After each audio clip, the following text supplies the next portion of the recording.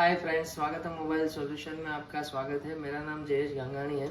आज हम जेसी का यूएफएस चिप के लिए जो U15 मॉडल लॉन्च हुआ है उसके बारे में और इजी जेटेक के बारे में बात करने वाले हैं कि दोनों में से कौन सा अभी के टाइम के अंदर बेस्ट है। ठीक है, तो मेरे पास अभी एक BGA254 यूएफएस चिप है जो सैमसंग की A53 मॉडल की चिप है। ठीक है ना, तो मैं बारी बारी दोनों में कनेक्ट करके आपको बताता हूँ कि दोनों के अंदर क्या क्या अलग अलग चीज़ें हैं। स्टार्ट करते हैं। पहले हम यहाँ पे देखते हैं ये जो चिप है इसको मैं जेसी के अंदर डिटेक्ट करने की कोशिश कर रहा हूँ।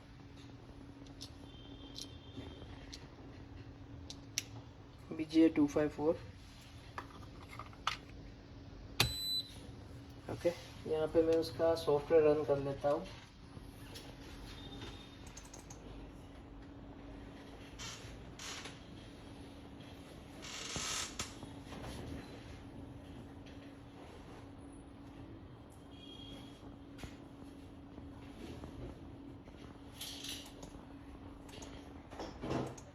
यहाँ पे जो यूएफएस लिखा हुआ है, वैसे जेसी के अंदर कोई भी यूएफएस चिप जब हम यहाँ पे लगाते हैं तो ऑटो डिटेक्ट होती है। ठीक है ना, यहाँ पे देखो हार्ड ड्राइव नॉट डिटेक्टेड। ठीक है, यानी कि ये जो है ना हार्ड डिस्क को अभी ये डिटेक्ट नहीं कर पा रहा है 254 को। मैं एक बार वापस कोशिश करता हूँ इसको बंद करके।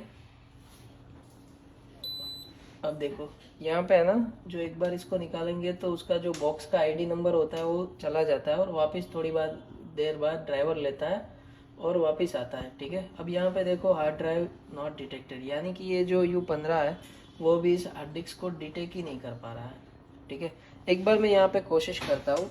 यूएफएस की जो कैटेगरी है उसके अंदर यहाँ पे अलग अलग हमें UFS 2.0, 3.0 और 4.0 के अलग अलग ऑप्शन दिए गए हैं। ठीक है, वैसे तो मैंने यहाँ पे ऑटो पे रखा हुआ है, तो मैं एक बार इसको 2.0 पे करके देखता हूँ। वैसे ये 2.0 ही है जो यूएफएस है, तो उससे भी हम एक बार यहाँ पे ट्राई कर लेते हैं।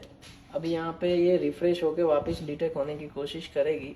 यहाँ पे देखो वापस आ चुका है हार्ड डिस्क नॉट डिटेक्टेड। ठीक है, यानी कि ये हार्ड डिस्क जो है वो जेसी का जो U15 है उसके अंदर अभी डिटेक्ट हो ही नहीं रही है। ठीक है, तो एक बार हम जेटेक के अंदर उसको डिटेक्ट करके देखते हैं। तो मैं यहाँ पे जेसी को बंद कर देता हूँ और इजी जेटेक को ओपन कर लेता हूँ। ठीक है, और चिप को निकाल के लगा देता हूँ इजी जेटेक के यूएफएस एडेप्टर में।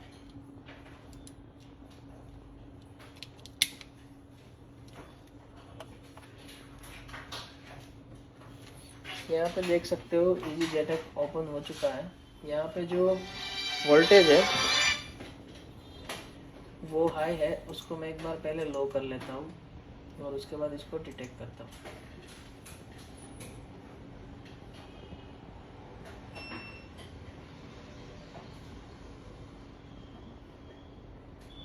यहाँ पे थोड़ा टाइम ले सकता है इजी जेटेक डिटेक्ट होने में, तो हम थोड़ा वेट करेंगे।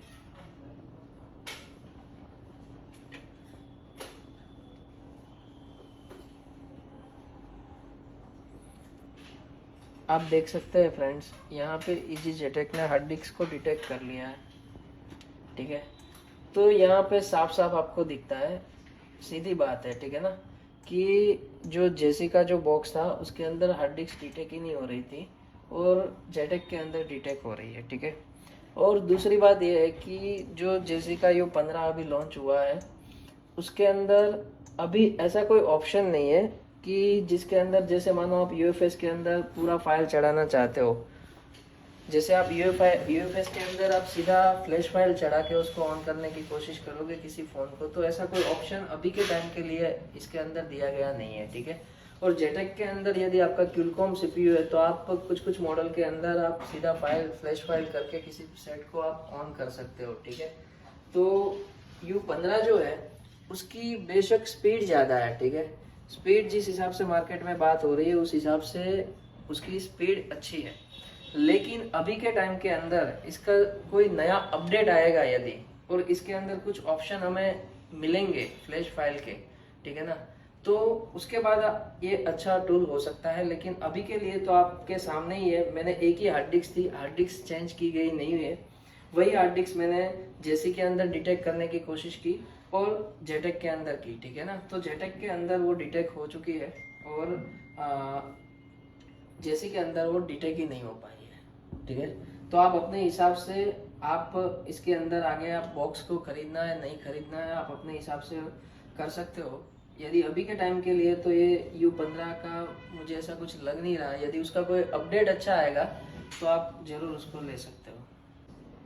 सीधी बात, नो बकवास, एग्जैक्ट आपके सामने ही है कि जो हार्ड डिस्क थी वो किसके अंदर डिटेक्ट हुई, ठीक है ना। अब आपको कंफर्म करना है कि कौन सा टूल लेना है। और यदि मैं तो ये बोल रहा हूँ, यदि U15 के अंदर कुछ नया अपडेट आता है और आप फ्लैश फाइल का ऑप्शन मिल जाता है MT के CPU और क्विलकॉम CPU के लिए, तो फिर आप बेशक उसको खरीद सकते हो। लेकिन अभी के टाइम के लिए तो ये इतना मुझे यूजेबल लगता नहीं है।